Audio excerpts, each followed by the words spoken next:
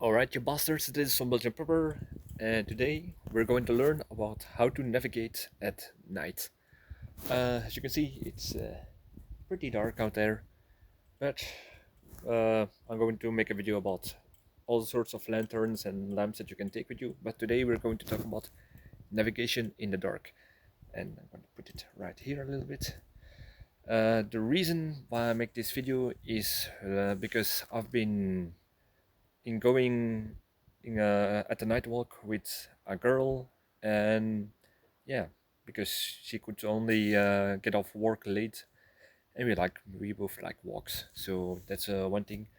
And the problem was uh, uh, the forest we were going to walk a day. You would never get lost over there. That wouldn't be a big problem.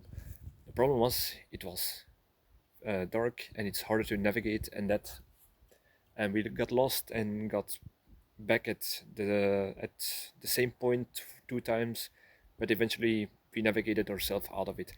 And this has brought me to the topic of how to navigate at night. Um, well, the first thing that I learned is sometimes you just got to stay put. If you do not have the resources like a light on your head, I'm gonna put mine on, perhaps, perhaps then you can see a little bit better. You know what? I'm gonna put my lamp right here. Perhaps then you can see a bit more better. All right.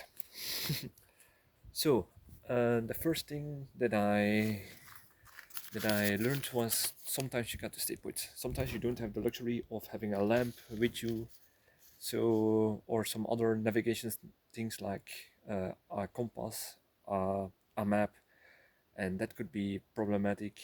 Sometimes you don't have this. For example, I was in a survival program on TV, and during the night, I just had a stupid idea to go off and gather some water for for the rest of the team.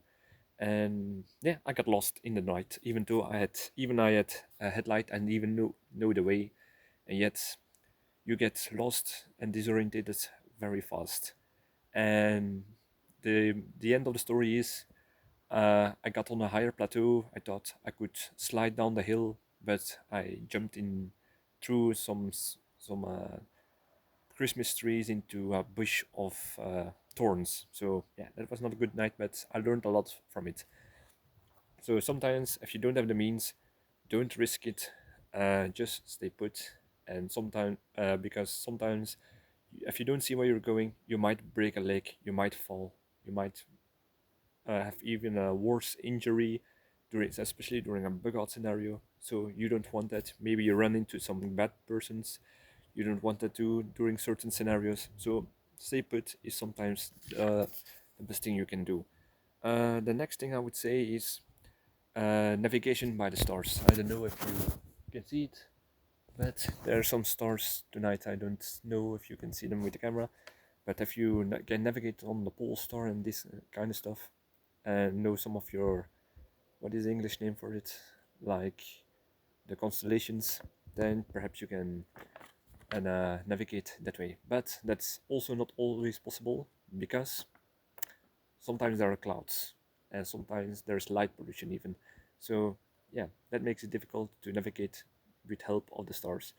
So you got to be lucky in that regard, and especially during winter time.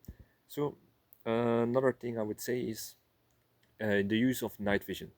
I have here, now I cannot see it probably. Oh, I have here a night vision that I'm going to test out, but the problem is batteries.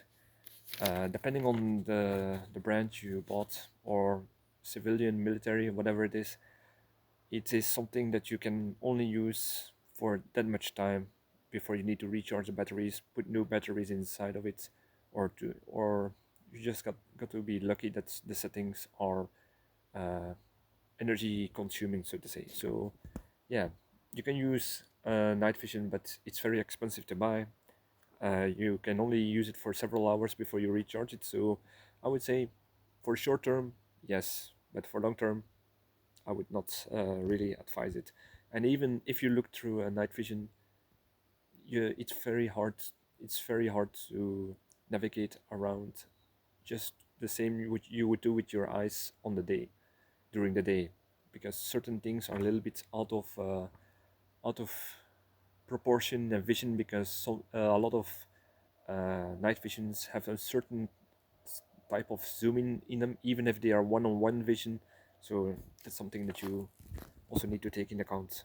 Uh, so one of the ways that I navigated with this girl through our night walk in the forest was trying to navigate the roads, because I knew next to the forest there was a big road, and yeah, if you could navigate towards that road, you can kind of navigate towards it. So listen to the sound of cars, listen to the sound of people, look at lights, street lights, lights from buildings, perhaps some even if there is a blackout or a sort of type of war scenario where everyone has to stop their lights out, like during World War II. Certain buildings will never uh, cease their lights because of safety concerns. Like for example, wind turbines have a certain light on top of them. So if you can find one of those in the distance, lighthouses, then you can navigate a little bit if you know where you are and they are. So that's another thing.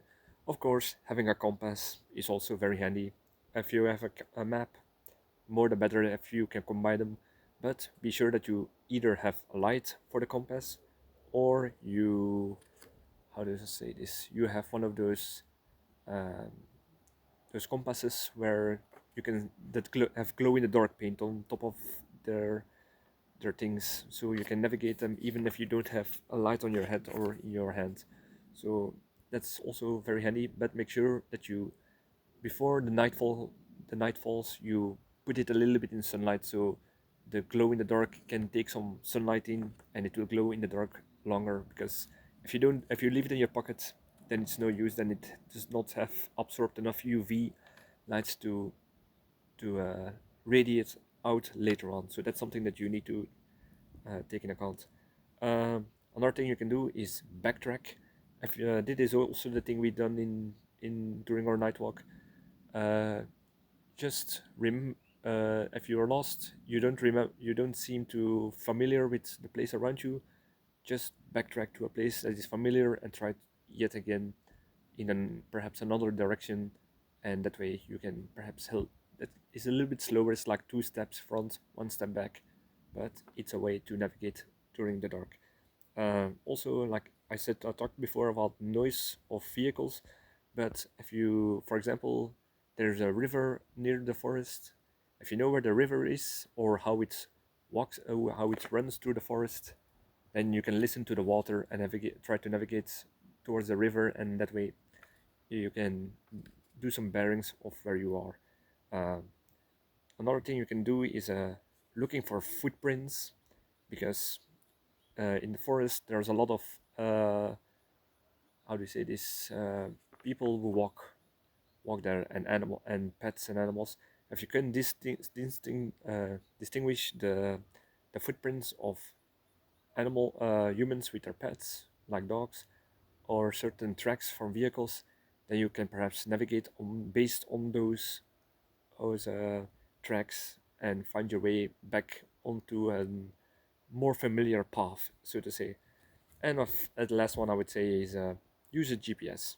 Yeah, whether it's on your cell phone if it's available, if you have a handheld hiking GPS or something, that's also a way to navigate around in the dark. It's perhaps not the best one, but at least you will know where you are, and you will only have to watch that you don't walk into pits, ravines, trees, that kind of stuff. So yeah, that is just perhaps a small and simple introduction to navigating in the dark, but these are ideas that you need to take in account, because you don't always have the best gear with you, you don't always have the right gear with you, so you have to do with what you have. You don't have a flashlight, try to stay put. You have a map, try to learn to use a compass and navigate that way. You don't have those, try to look for the stars, navigate there. If there are no stars, try to do it on senses like hearing, feeling, and that kind of stuff. So yeah. So before we end this video, if you would be interested in detective stories, there will be a link in the description to my book called Bloody Crosses. So if you're interested, take a look, I would say, and like, subscribe, all the good stuff. See you in the next video. Cheers.